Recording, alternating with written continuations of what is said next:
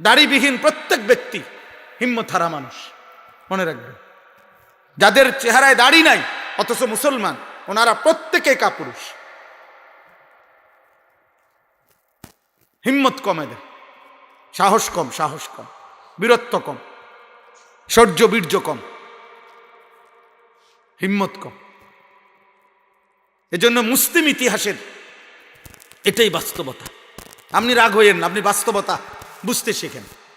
আপনি পরীক্ষা করেন, গবেষণা দেখেন, পৃথিবীর কোন দার্শনিক, কোন পণ্ডিত দাড়িবিহীন চেহারা, এ দাড়িওয়ালা চেহারার চাইতে দাড়িবিহীন চেহারার মধ্যে ন্যূনতম কোনো সৌন্দর্য আছে, আলাদা কোনো বৈশিষ্ট্য, এটা পৃথিবীর কারো দৃষ্টিতে কোথাও আছে কিনা আপনি গুগল সার্চ দেন, আপনি সারা বিশ্ব সার্চ করে দেখেন, থাকলে আমার জানাই।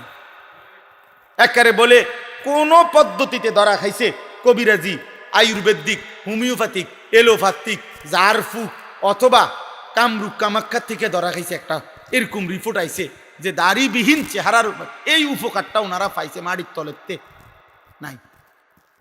একেবারে কোনো ফায়দা কিছু নাই। বলে সুন্দর দেখা যায় বেশি, না সুন্দরও দেখা যায় না। চ্যালেঞ্জ এটা, দাড়িওয়ালা চেহারা সুন্দর। কোন চেহারা সুন্দর এটার উপরে প্রমাণ আছে, ওইটার উপরে প্রমাণ নাই।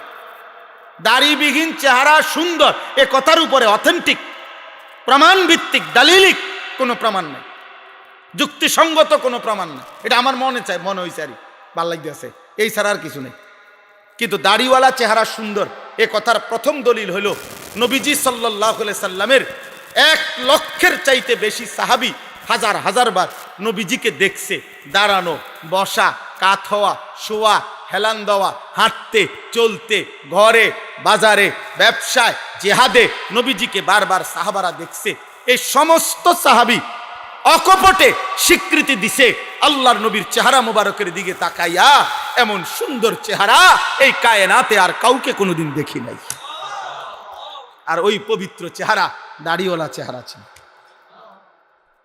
অতএব এই সুন্দরের সার্টিফিকেট আছে।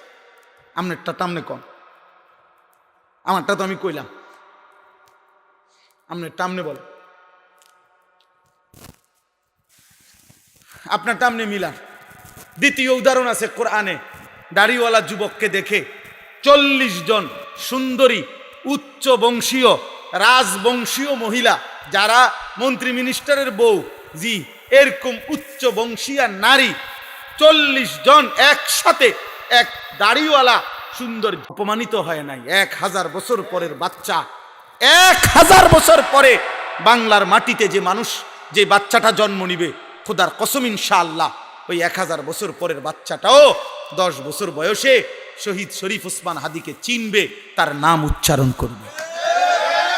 হাদি আর কোনোদিন মরবে না, সোনার অক্ষরে পৃথিবীতে তার নাম উঠে গেছে ইনশাআল্লাহ। হাদিরা মরে নাই, কাপুরুষ মরে গেছে।